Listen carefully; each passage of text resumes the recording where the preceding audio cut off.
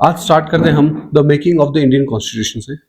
हम लोग 1934 से लगाकर 1950 के बीच में ये पूरा जो घटनाक्रम चला है वो किस तरह से चला है इसके बारे में हम समझेंगे। सबसे पहले 1895 के अंदर बाल गंगाधर तिलक ने पहली बार डिमांड करी थी कॉन्स्टिट्यूंट असेंबली की। एक्चुअली उन्होंने कॉन्स्टिट्यूंट असेंबली का वर्ड कहीं पर नहीं रखा, लेकिन उन्होंने कुछ चीज़ें बताई कि हाँ सर हमको इस तरह से चीज़ें रिक्वायरमेंट है। और उसके बाद में आता है 1922 के अंदर महात्मा गांधी ने एक असेंबली की डिमांड करी थी जो कि पूर्ण स्वराज पर चलेगी। किस तरह चलेगी? पूरी तरह स्वराज पर चलेगी। अब याद रखिएगा, ये एक जो कॉन्स्टिट्यूंट असेंबली का जो पार्ट है, यहाँ पर कभी भी कॉन्स्टिट्यूएंट असेंबली की बात कही ही नहीं गई थी। इन्होंने सिर्फ इतना सा कहा था कि राज करना है तो हमें खुद को राज करना है, हम किसी और के भरोसे नहीं बैठेंगे। ठीक है, हम पर हमारा ही राज होना चाहिए, इसके अलावा और किसी भी बाहरी व्यक्ति का राज नहीं होगा। ठीक है, पहली बार हम लोग 1934 के अंदर हमारे पास में M.N. रॉय, मानवेंद्र नाथ रॉय ने इस आइडिया को प्रपोज किया था कि नहीं, हमारे यहाँ एक कॉन्स्टिट्यूएंट असेंबली होनी ही चाहिए। और मानवेंद्र नाथ रॉय, हम लोग कहते हैं उसको इनको father of communist movement in India भी कहते हैं। ठीक है, तो समझिएगा इन चीज़ों को। ये पहली बार किसने ये नाम कॉइन किया है या किसने दिया है? ये है मानवेंद्र नाथ रॉय, M.N. रॉय। उसके बाद में 1935 के अंदर इंडियन नेशनल कांग्रेस ने पहली बार ऑफिशियली इंडिया का कॉन्स्टिट्यूशन फ्रेम करने के लिए कॉन्स्टिट्यूएंट असेंबली की डिमांड करी। ऑफिशियली पहली बार किसने करा था? इंडियन नेशनल कांग्रेस ने 135 से, और उसको फिर 139 के अंदर फिर से एक बार कहा गया था कि यहाँ पर हमको प्लीज, हम लोग हमारे कॉन्स्टिट्यूएंट असेंबली बनाना चाहते हैं। ठीक है, उसके बाद में यहाँ पर एक और चीज़ है कि 1936 के अंदर कांग्रेस ने एक रिजॉल्व किया था कि नहीं, हम लोग कॉन्स्टिट्यूएंट असेंबली बनाएंगे ही। वहीं पर फिर 1938 के अंदर जवाहरलाल नेहरू ने इंडियन नेशनल कांग्रेस के बिहाफ पर डिक्लेयर किया कि फ्री इंडिया का जो कॉन्स्टिट्यूशन है वो बिना किसी आउटसाइड इंटरफेरेंस के और एक ऐसी कॉन्स्टिट्यूएंट असेंबली के द्वारा बनेगा जो कि पूर्णतः एडल्ट फ्रेंचाइज पर बेस्ड इलेक्शन के बाद होगी। समझ में आया? हम प्रॉपरली किस चीज के बारे में कह रहे हैं कि हमारे यहाँ पर एडल्ट फ्रेंचाइज की बात की गई है। एडल्ट फ्रेंचाइज की बात की गई है। अब किस किस को पता है एडल्ट फ्रेंचाइज क्या है? तो प्लीज इसको कमेंट में मेंशन कीजिए, हम लोग इसको आगे डिस्कस करेंगे पूरी अच्छी तरह से। 1940 में ये डिमांड फाइनली ब्रिटिश गवर्नमेंट ने प्रिंसिपली एक्सेप्ट कर ली थी कि हाँ चलो, हम कॉन्स्टिट्यूएंट असेंबली का जो भी आपका पार्ट आप समझना चाह रहे हैं हमसे, उसको हम पूरी तरह से एक्सेप्ट करते हैं। और इसको इन्होंने नाम दिया था ऑगस्ट ऑफर। ऑगस्ट ऑफर, ठीक है। अब इस ऑगस्ट ऑफर के अंदर सबसे खास बात यह है कि कभी भी कॉन्स्टिट्यूएंट असेंबली का नाम नहीं लिया गया था। कहीं पर भी कॉन्स्टिट्यूएंट असेंबली का नाम नहीं लिया गया था। और उसके बाद में 1942 के अंदर सर स्टैफर्ड क्रिप्स, जो कि एक कैबिनेट मेंबर थे, इंडिया आए। वो अपने साथ ब्रिटिश गवर्नमेंट का एक ड्राफ्ट प्रपोजल लेकर आए थे इंडिपेंडेंट कॉन्स्टिट्यूशन फ्रेम करने के लिए, जो कि वर्ल्ड वॉर 2 के बाद अडॉप्ट करना था, उससे पहले नहीं, है ना। और सबसे इंपॉर्टेंट चीज क्या, कि क्रिप्स प्रपोजल को मुस्लिम लीग ने एकदम आउटराइटली रिजेक्ट कर दिया। उन्होंने कहा कि हमको ये नहीं चाहिए, क्योंकि वो चाहते थे कि इंडिया को 2 ऑटोनोमस स्टेट्स में डिवाइड किया जाए, जिनकी 2 अलग अलग कॉन्स्टिट्यूएंट असेंबलीज बने। लेकिन खास बात समझने की ये चीज है कि क्रिप्स मिशन के अंदर जब एक प्रोपोर्शनेट रिप्रेजेंटेटिव सिस्टम लेकर आया गया, किस चीज को? Proportionate representative system. याद रखिएगा, प्रोपोर्शनेट रिप्रेजेंटेटिव सिस्टम। इसका मतलब क्या हुआ? किस किस को मालूम है? बिल्कुल ठीक बात है। प्रोपोर्शनेट रिप्रेजेंटेटिव सिस्टम का मतलब है एक फिक्स चंक ऑफ लोगों के लिए एक व्यक्ति उनका रिप्रेजेंटेटिव के तौर पर अडॉप्ट किया जाए, या फिर उसे चुना जाए, नॉमिनेट किया जाए, इलेक्ट किया जाए, जो सभी अलग अलग चीजों पर हम लोग चलेंगे। ठीक है, समझ में आया? और इसके लिए बहुत इंपॉर्टेंट था कि यहाँ पर जैसे ही क्रिप्स प्रपोजल रिजेक्ट हुआ, उसके बाद में मार्च 15 1946 ये डेट आप लोग याद रख सकते हैं, और वैसे याद रखने जैसी डेट है भी, ये बहुत इंपॉर्टेंट डेट है। पहली बार प्राइम मिनिस्टर क्लीमेंट एटली ने इंडियंस का राइट एडमिट किया। उन्होंने कहा बिल्कुल जो इनको चाहिए उस तरह से हमको इनको देना होगा, ठीक है। और उसके बाद में मई 16 1946 को फाइनली एक कैबिनेट मिशन प्लान पब्लिश किया गया और इंडिया भेजा गया। हालांकि एक खास बात यह है कि इसने दो कॉन्स्टिट्यूएंट असेंबली के आइडिया को रिजेक्ट कर दिया था, पर इसने कॉन्स्टिट्यूएंट असेंबली के लिए एक ऐसी स्कीम आगे रखी, ठीक है, जो मुस्लिम लीग को थोड़ा बहुत मोर और लेस सेटिस्फाई कर गए थे। इसीलिए यहाँ पर ये कैबिनेट मिशन प्लान जो है वो वर्केबल भी हुआ और सेटिस्फैक्ट्री भी हुआ, ठीक है, याद रहेगा। और इसी के दौरान एक चीज समझिएगा, Congress expert committee, the Congress expert committee बनी थी कब? फॉर्म्ड ऑन जुलाई 8 1946, और ये जवाहरलाल नेहरू उनके चेयरपर्सन रहे थे, ठीक है। और ग्रैनविल ऑस्टिन ने कहा है, it was the Congress experts committee that set India on the road to her present constitution. हम लोग बिल्कुल उन सभी लोगों को बहुत बहुत धन्यवाद करेंगे जिन लोगों ने आज की डेट में हमारे पास में इतना बढ़िया कॉन्स्टिट्यूशन बनाकर दिया है, ठीक है। चलिए अगला पार्ट आता है हमारा, ये है initial blueprint cabinet mission plan जिसको हम कहते हैं। अब कॉन्स्टिट्यूंट असेंबली जो नवंबर 1946 में जब कैबिनेट मिशन प्लान बन गया था, ठीक है, उसके द्वारा जो बनी है कॉन्स्टिट्यूंट असेंबली, वहां पर क्या चला, किस तरह से हुआ, ये समझिए। कॉन्स्टिट्यूंट असेंबली की टोटल स्ट्रेंथ कितनी थी? 389। कितनी टोटल सीट्स हैं? 389। लेकिन इनमें से 296 सीट्स किसके लिए है? वो है ब्रिटिश इंडिया के लिए, ठीक है। और 93 सीट्स किसके लिए है?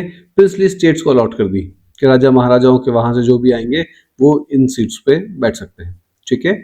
ब्रिटिश इंडिया ने 296 सीट्स में से भी 296 सीट्स को बहुत अच्छे से डिवाइड किया है। क्या कि 292 सीट्स जो है वो तो 11 गवर्नर्स प्रोविंसेस जो कि हमारी है उसमें से आएंगे, और चार हमारे हैं चीफ कमिश्नर प्रोविंस। अभी 4 चीफ कमिश्नर प्रोविंस कौन कौन से हैं, किस किस को पता है? देखिए बहुत इंपॉर्टेंट नाम हैं, इनको याद कर लीजिएगा। कुर्ग, दूसरा है दिल्ली, तीसरा है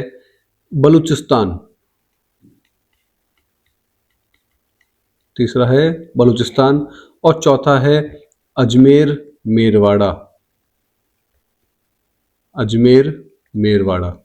याद रखिएगा ये पूरा एक ही नाम है, अजमेर मेरवाड़ा, ठीक है।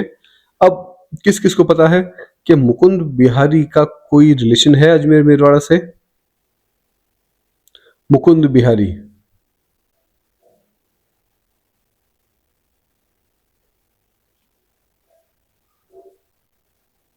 ठीक है। चले इसको, मुकुंद बिहारी को आप याद रखिएगा, थोड़ा सा इसको पार्किंग लॉट के अंदर रख लीजिए क्योंकि अपन इसको आगे डिस्कस करेंगे, बहुत डीपली डिस्कस करेंगे, ठीक है। चले आगे बढ़ते हैं। हमारे पास में इनकी सीट्स अलॉट कैसे की गई थी? सीट्स बिल्कुल रफली रिप्रेजेंटेटिव सिस्टम के अकॉर्डिंगली हमने अलॉट की थी। हर प्रोविंस और प्रिंसली स्टेट, मतलब जो भी छोटे स्टेट्स हैं और या फिर स्टेट्स के ग्रुप है, उनकी रेस्पेक्टिव पॉपुलेशन के प्रपोर्शन में सीट अलॉट की जानी थी, ठीक है। अब मतलब एक ये समझिएगा कि हर 1 मिलियन के लिए एक सीट अलॉट की गई। 1 मिलियन के लिए एक सीट, 1 मिलियन पॉपुलेशन के लिए क्या है? एक सीट, ठीक है। अब हर ब्रिटिश प्रोविंस को अलॉट की गई सीट को 3 मेजर कम्युनिटीज में बांटा गया। पहला, किस किस को पता है इसके बारे में? जी, 3 कम्युनिटीज में बांटा गया। पहली थी मुस्लिम, दूसरी उसके बाद में है सिख, और तीसरी सबसे इंपॉर्टेंट वो है जनरल, ठीक है। मुस्लिम और सिख को छोड़ के जो बाकी सब लोग आएंगे वो सब जनरल में नोट डाल दिया, ठीक है। अब इनके बीच में पॉपुलेशन को प्रोपोर्शन में डिवाइड किया जाना था, ठीक है। और हर कम्युनिटी के रिप्रेजेंटेटिव को उसी कम्युनिटी के मेंबर के द्वारा ही प्रोविंशियल लेजिस्लेटिव असेंबली में इलेक्ट किया जाना था। और वोटिंग प्रोपोर्शनल रिप्रेजेंटेशन मेथड से सिंगल ट्रांसफरेबल वोट के थ्रू ही होगी, याद रखिएगा। Single transferable vote. Single transferable vote अपन आज भी इनको फॉलो करते हैं क्या? सिंगल ट्रांसफरेबल वोट, ठीक है। हाँ, और प्रिंसली स्टेट्स की जब हम बात करें तो प्रिंसली स्टेट्स के जो रिप्रेजेंटेटिव है, उनके जो प्रिंसली स्टेट्स के हेड है, वही उनको नॉमिनेट करेंगे कौन वहां से रिप्रेजेंटेटिव के तौर पर आएगा, ठीक है। तो ये क्लियर है कि कॉन्स्टिट्यूएंट असेंबली एक पार्टली इलेक्टेड भी है और पार्टली नॉमिनेटेड बॉडी बन गई। इसके अलावा मेंबर्स को इनडायरेक्टली उन प्रोविंशियल असेंबली के मेंबर के द्वारा ही इलेक्ट किया जाना था जो खुद एक लिमिटेड फ्रेंचाइज पर इलेक्ट हुए हैं। तो ऐसा हमने एडल्ट फ्रेंचाइज की बात करी थी, लेकिन हमने पूरी तरह से एडल्ट फ्रेंचाइज नहीं दिया है। समझ रहे हैं आप कि मेंबर्स जो हैं इनडायरेक्टली प्रोविंशियल असेंबली के जो मेंबर हैं वहीं से इलेक्ट होकर आ रहे हैं, और वो खुद भी उनकी जो क्या लिमिटेड फ्रेंचाइज पर खुद इलेक्ट हुए हैं, तो वो भी आगे पूरी तरह से अपने को हमारा डेमोक्रेसी का पार्ट नहीं देते हैं। लेकिन हम लोगों ने चलो शुरुआती तौर पर इसको ही काम में लिया और एक तरह से ठीक भी रहा ये, ठीक है। हम लोग बहुत पॉजिटिवली इसको आगे लेके चलते हैं। अब कॉन्स्टिट्यूएंट असेंबली जो कि पहले 296 सीट के लिए थी, ठीक है, का इलेक्शन जुलाई अगस्त में हुआ। कब हुआ? जुलाई अगस्त में। अब याद रखें जुलाई अगस्त के अंदर क्या हुआ कि सर जुलाई अगस्त कौन सा? जुलाई अगस्त 1946, जुलाई अगस्त 1946। इसके टाइम ड्यूरेशन के अंदर हमारे यहाँ पर क्या होता है, इलेक्शंस ऑर्गेनाइज किए जाते हैं, ठीक है। अब यहाँ पर सबसे इंपॉर्टेंट चीज है कि इलेक्शंस ऑर्गेनाइज तो हुए, लेकिन इस इलेक्शंस का रिजल्ट क्या रहा? तो इलेक्शन का रिजल्ट बहुत बेसिक सा रिजल्ट रहा कि हमारे पास सबसे बड़ी पार्टी बन के आई थी कांग्रेस। सबसे बड़ी पार्टी कौन सी बन के आई? कांग्रेस। किसने कितनी वोट जीती? 208। कितनी सीट जीती? 208। उसके बाद में आती है मुस्लिम लीग, उसके बाद में आती है मुस्लिम लीग। मुस्लिम लीग सेकंड पार्टी बनी और सीट्स कितनी आई? 73, ठीक है। और बाकी जो बचे कुचे जो इंडिपेंडेंट जिनको हम मान लेते हैं वो है 15। छोटे छोटे पार्टी या इंडिपेंडेंट जो पर लोग हैं उनको कितनी सीट्स मिली? 15 सीट, ठीक है। अब यहाँ पर एक चीज इंपॉर्टेंट है कि 93 सीट्स जो कि प्रिंसली स्टेट्स द्वारा भरनी थी वो भरी नहीं। क्यों? क्योंकि उन्होंने कॉन्स्टिट्यूएंट असेंबली से दूर रहने के डिसीजन ले लिया कि वैसे हम तो दूर हैं, हमको कोई लेना देना नहीं है, आप अपने हिसाब से जो करना चाहो वैसे करो, ठीक है। अब एक और चीज समझो। अब वैसे तो हम देखें कि हमने कहा था एडल्ट फ्रेंचाइज करेंगे, हम लोग इन चीज़ों को मैनेज कर लेंगे, सबसे सबको वोट देने का राइट देंगे, वो सब ठीक है। लेकिन इतने बड़े देश के अंदर इतने कम रिसोर्सेज के साथ में इन लोगों को चूज करना भी एक टिपिकल टास्क हो जाता है, ठीक है। तो वैसे तो हम देखें कि इंडिया के जो लोगों द्वारा एडल्ट फ्रेंचाइज के बेसिस पे इलेक्ट नहीं की गई ये असेंबली जो बनी है, ये क्या डायरेक्टली इंडिया के लोगों के द्वारा नहीं बनी है, ठीक है। फिर भी हमने ये मान लिया कि इंडियन सोसाइटी के सभी सेक्शन को रिप्रेजेंट कर रही है, जैसे कि हिंदू हो गए, मुस्लिम हो गए, सिख हो गए, पारसी हो गए, इंडियन क्रिश्चियन हो गए, SC ST, मतलब और सभी लोग, इवन महिलाओं का भी हम लोग इसमें योगदान मानेंगे कि महिलाओं का भी योगदान कहीं ना कहीं रहा है, ठीक है।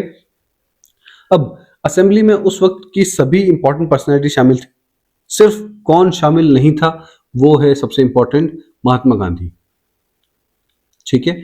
और गांधी के साथ में और कौन नहीं था? जिन्ना, मोहम्मद अली जिन्ना।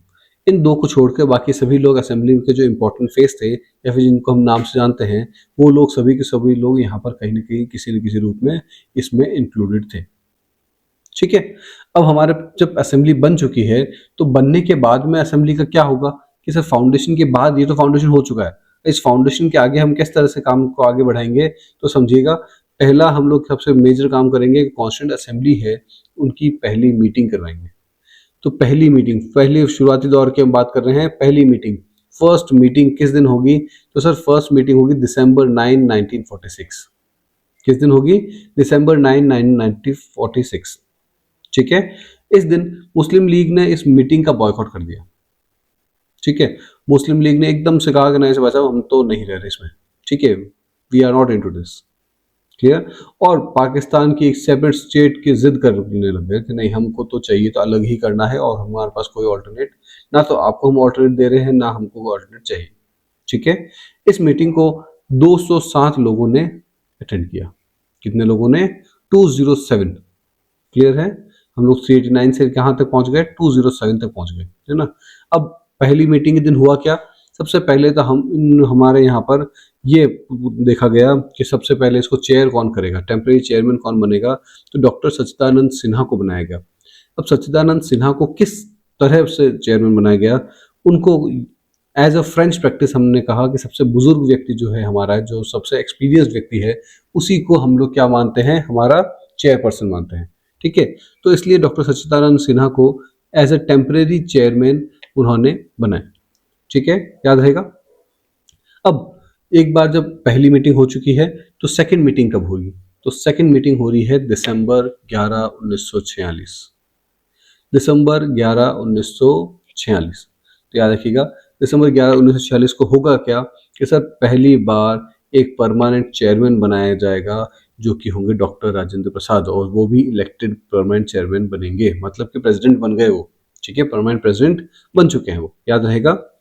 अब जब इन्होंने काम कार्यभार संभाल लिया है, एक बार काम का शुरू हो गया है, उसके बाद में जनवरी 25 को, याद रखिएगा, जनवरी 25 को इन्होंने क्या किया, जनवरी 25 1947 को एच.सी. मुखर्जी को एज अ वाइस प्रेसिडेंट चुना, एच.सी. मुखर्जी को असेंबली का वाइस प्रेसिडेंट इलेक्ट किया गया। और उसके बाद में कुछ समय बाद में असेंबली ने एक और नया रेजोल्यूशन पास किया कि वाइस प्रेसिडेंट 2 होने चाहिए। वाइस प्रेसिडेंट कितने होने चाहिए, 2। तो जब 2 वाइस प्रेसिडेंट की बात की गई तो दूसरा वाइस प्रेसिडेंट बनाया गया वीटी कृष्णमाचार्य, वीटी कृष्णमाचारी, ठीक है। अभी वीटी कृष्णमाचारी की खास बात इंपॉर्टेंट ये है कि सर पहले तो ये कि 16 जुलाई को इनका, ठीक है, इलेक्शन हुआ, और उससे भी खास बात ये कि ये जयपुर के प्रधानमंत्री रहे हुए, ठीक है, जयपुर के प्रधानमंत्री रहे हुए हैं, ठीक है। तो ये तो बेसिक चीजें हैं जो कि हमारे यहाँ पर हमने फाउंडेशन के तौर पर सेट किया था। और उसी के बाद हमारे पास में आता है ऑब्जेक्टिव रेजोल्यूशन। क्या आता है, ऑब्जेक्टिव रेजोल्यूशन। अभी ऑब्जेक्टिव रेजोल्यूशन है क्या, तो पहले सबसे पहले इनको देख लेते हैं कि सर दिसंबर 13 को हमारे पास होता क्या है कि सर जवाहरलाल नेहरू ने असेंबली में हिस्टोरिक ऑब्जेक्टिव रेजोल्यूशन पास करने की आगे शिफ्ट किया, ठीक है। इसने कॉन्स्टिट्यूशनल स्ट्रक्चर के फंडामेंटल्स और फिलोसॉफी को एकदम बेसिक से बता दिया कि इसमें हम है ना मेजर 8 पॉइंट मानेंगे कि चलो हम ये सारी चीजें इसमें फॉलो करेंगे, क्लियर है। अब सबसे पहला इन्होंने कहा कि कॉन्स्टिट्यूएंट असेंबली अपना पूरा और काम करते हुए इंडिया को एक इंडिपेंडेंट सॉवरेन रिपब्लिक बनाएगी और फ्यूचर गवर्नेंस के लिए एक कॉन्स्टिट्यूशन बनाएगी, ठीक है, याद रहेगा क्या है, इंडिपेंडेंट सॉवरेन रिपब्लिक बनाएंगे, ठीक है। अब जिसमें से वो टेरिटरीज जो अब ब्रिटिश इंडिया कंप्राइज करती है, वो टेरिटरीज सारी जो अब इंडियन स्टेट्स कंप्राइज करती है, और या फिर वो टेरिटरीज जो कि इंडिया के स्टेट्स के बाहर है, ठीक है, उन सभी के अंदर इंडिपेंडेंट सॉवरेन इंडिया में कॉन्स्टिट्यूट होना उनका विलिंग है या नहीं होना, या यूनियन में बनेंगे, वो सभी लोगों को साथ में इंक्लूड करेंगे हम लोग, ठीक है। हम लोग उन सभी लोगों को क्या करेंगे, साथ में इंक्लूड कर लेंगे, क्लियर।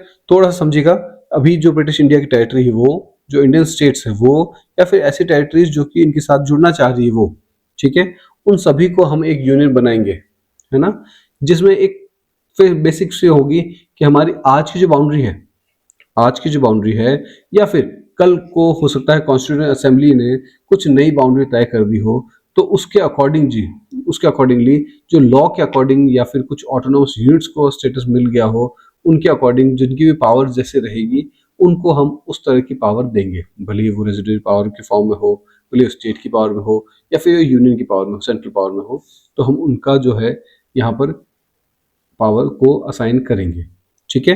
तो याद रखिएगा ये जो एस्टेब्लिश ऑटोनोमस यूनिट्स है वो सिर्फ इतनी सी बात करता है कि पावर को सभी लोगों को डिसेंट्रलाइज किया जाएगा और प्रॉपर्ली सभी को रखा जाएगा, क्लियर। इसमें एक और चीज है कि हम लोग सॉवरेन, सॉवरेन की मतलब क्या होता है कि संप्रभुता, क्या होता है, संप्रभुता।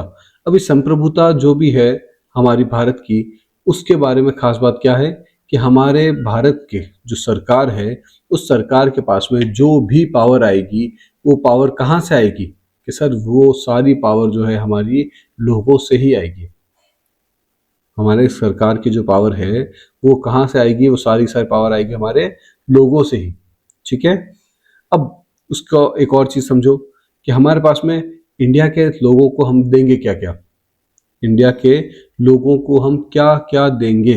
तो सबसे पहली चीज है जस्टिस। क्या है, जस्टिस। ठीक है। तो जस्टिस भी किस तरह का, सोशल, इकोनॉमिक और पॉलिटिकल, तीनों तरह का जस्टिस। ठीक है। फिर वही अगला है स्टेटस देंगे, अपॉर्चुनिटी देंगे और लॉ के आगे इक्वलिटी देंगे। ये बेसिक चीजें इक्वलिटी के थ्रू भी देंगे। ठीक है। और हम लोग फ्रीडम भी बताएंगे सर, फ्रीडम में क्या क्या देंगे हम लोग। तो फ्रीडम के अंदर बहुत सारी चीजें हैं।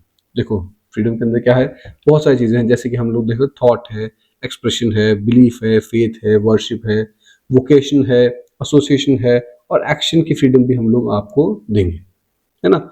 और ये याद रखिएगा पब्लिक मॉरलिटी मतलब कि फंडामेंटल राइट्स की भी हम लोग बात करेंगे, सबकी सभी चीजों के फंडामेंटल राइट्स की बात भी हम लोग करेंगे। ठीक है। अब एक और चीज ये उसके बाद में आता है कि सर हमारे जो डिप्रेस्ड क्लासेस है उनके लिए क्या होगा कि डिप्रेस्ड क्लासेस के जो सेफ गार्ड्स है हम लोग प्रॉपरली प्रोवाइड करेंगे, है ना। उनको पिछड़े नहीं रहने देंगे, उनको उनका आगे आने का मौका देंगे पूरी अच्छी तरह से, और उनको और सपोर्ट करेंगे हर जगह से, है ना। और सबसे इंपॉर्टेंट चीज वन एंड ओनली जो आज के सिनेरियो के अंदर हमको दिखता है वो क्या है कि सर रिपब्लिक की जो टेरिटरी है, हमारी जो रिपब्लिक है उसकी जो टेरिटरी है, उसके लैंड, सी और एयर पर जितना भी संप्रभु है, मतलब जितना भी अधिकार है, वो सिर्फ और सिर्फ हमारे नेशंस का ही रहेगा। ठीक है। हाँ, ना तो हम किसी को और को आने देंगे, ना हम किसी और के वहां जाएंगे। ठीक है। हमारा जो पार्ट है हम लोग यहीं पे यहीं कर फॉलो करेंगे। ठीक है। और जो हम हमेशा से करते आए हैं वो तो हमको सबसे पहले करना ही करना है। भाई साहब क्या है सबसे इम्पोर्टेंट चीज़ कि हमारे यहाँ पर आज भी हम लोग पीसफुली रहना चाहते हैं।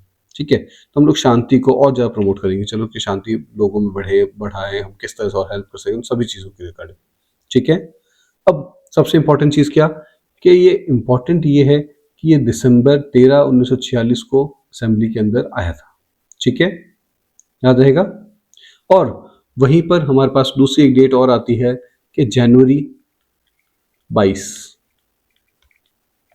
22 को इसको अडॉप्ट कर लिया गया। ठीक है, क्लियर है सारी चीजें। अब यहाँ पे एक और चीज देखते हैं कि ये जो जितना भी पार्ट हमने देखा अभी, ठीक है, ये सारा का सारा पार्ट जो है हमको प्रिएम्बल के अंदर भी दिखेगा। ये एज इट इज हमको हमारे यहाँ देख लीजिएगा, ये सारे जो पार्ट है ये एज इट इज सारी चीजें हमको प्रिएम्बल के अंदर भी दिखेंगी। ठीक है। तो हम ये मानते हैं कि ऑब्जेक्टिव रिजोल्यूशन जो है उसको अगर इवॉल्व करवाया है, इवॉल्व करवाने के बाद में किसमें शिफ्ट कर दिया है, वो एज इट इज प्रिएम्बल के अंदर ही शिफ्ट कर दिया। ठीक है। चल अब आते हैं अगली पार्ट पर। हमारा अगला पार्ट है कौन सा कि सर हमारे यहाँ जब 1947 के अंदर ये जो एक्ट लागू हो चुका है, इंडिपेंडेंस एक्ट लागू हो चुका है, उसके बाद में हमारे बदलाव क्या क्या है, व्हाट आर द चेंजेस। ठीक है। तो सबसे इंपॉर्टेंट चीज है जैसे प्रिंसली स्टेट्स के जो रिप्रेजेंटेटिव है, जो प्रिंसली स्टेट के जो रिप्रेजेंटेटिव है वो कॉन्स्टिट्यूएंट असेंबली के दौरान तो दूर रहे। ठीक है। लेकिन धीमे धीमे से वो है ना अपने यहाँ शामिल भी होने लगे कि चलो हम आज से इसमें इंक्लूड हो जाते हैं।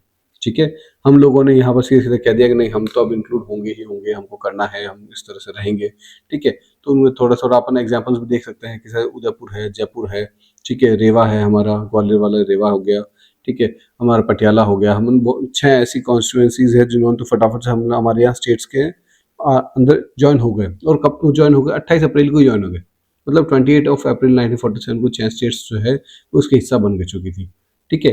अब समझो कि देश का जब पार्टीशन हुआ, देश का जब पार्टीशन हुआ तो जून 3 1947, देखिएगा जून 3 1947, इसकी जब मैं बात करता हूं इस दिन माउंटबेटन प्लान एक्सेप्ट हुआ। ठीक है। और उसके बाद में क्या हुआ, उन्होंने सब बंटवारा, प्रॉपरली बंटवारा हो चुका था। ठीक है। तो ज़्यादातर जो दूसरे स्टेट्स हैं उन्होंने अपने रिप्रेजेंटेटिव ने भी असेंबली में अपनी सीट्स ले ली, और इंडियन डोमिनियन के जो लोग हैं, मुस्लिम लीग के जो मेंबर है, जिनको लगा कि नहीं हम लोग को इंडिया में ही रहना पड़ेगा, तो वो भी असेंबली में इवन पार्ट हो चुके थे। क्लियर है ना। अब सबसे इंपॉर्टेंट चीज क्या कि सर असेंबली जो बन गई, ठीक है, असेंबली जो बन गई और 1947 के इस एक्ट के बाद में असेंबली के अंदर पोजीशन में कोई चेंज हुआ क्या? असेंबली की खुद की पोजीशन में कोई चेंज हुआ?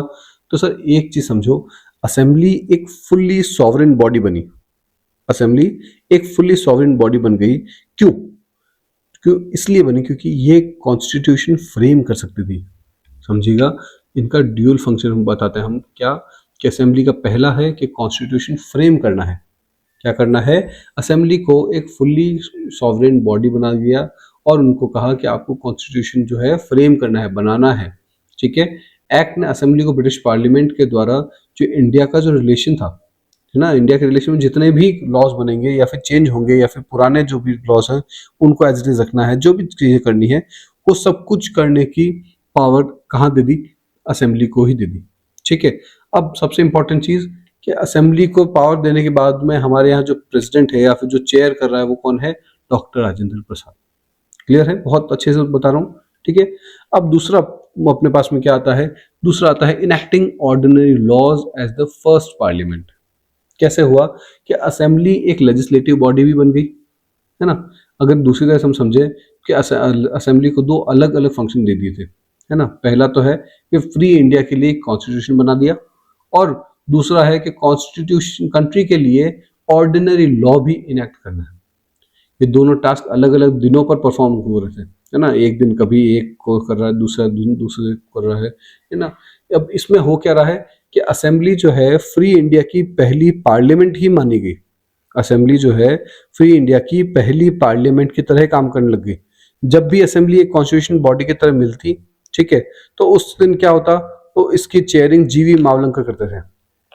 ये दोनों फंक्शन नवंबर 26 1949 तक चलते रहे। ये दोनों फंक्शन कब तक चलते रहे?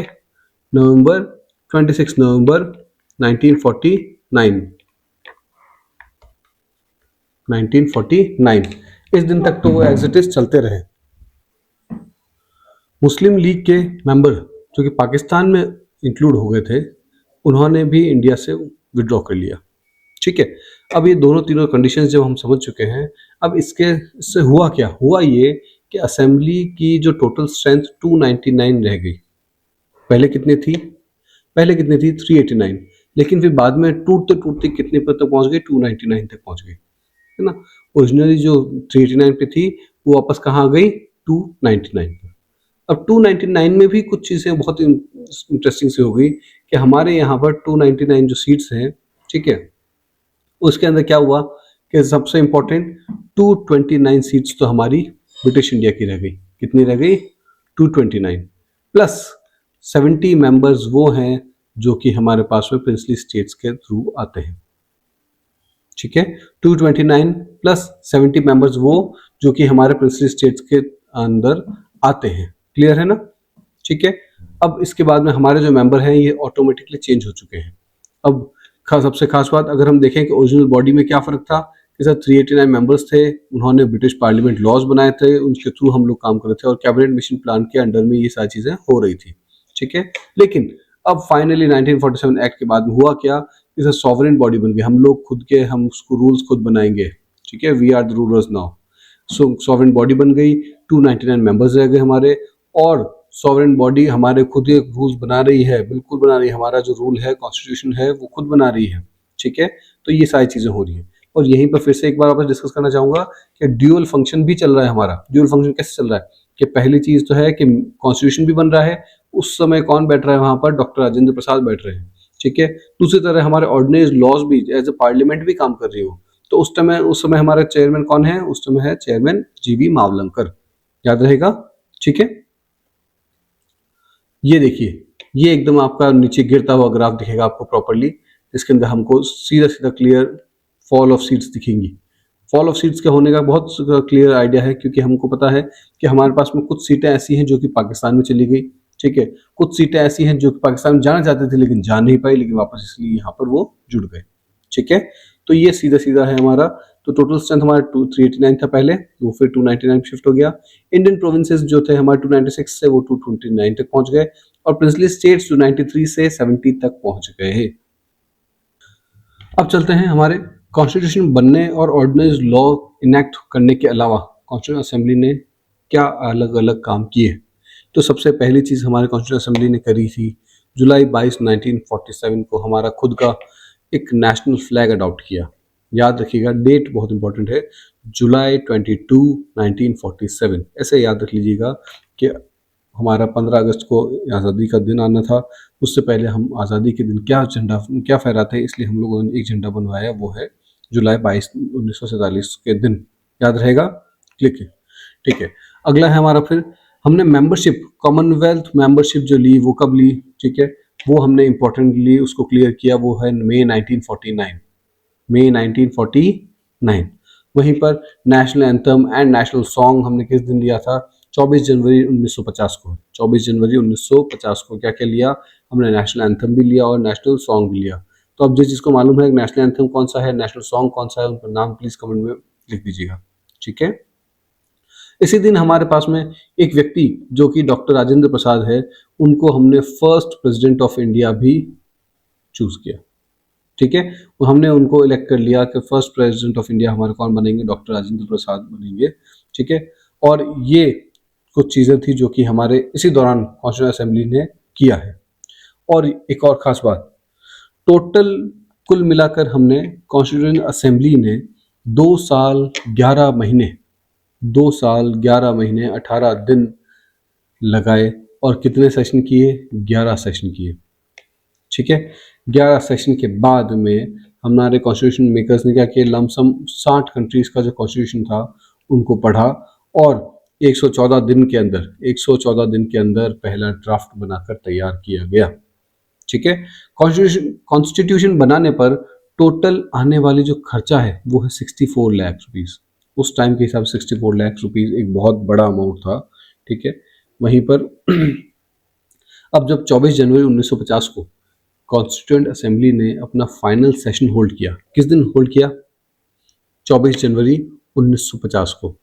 24 जनवरी 1950 को जब फाइनल सेशन होल्ड किया था, तब वैसे ये एंड तो कुछ नहीं हुआ, लेकिन फिर भी आपको एक चीज़ क्लियर करता हूँ कि तब से जनवरी 26 1950 तक, जनवरी 26 1950 तक ये प्रोविजनल पार्लियामेंट बनी।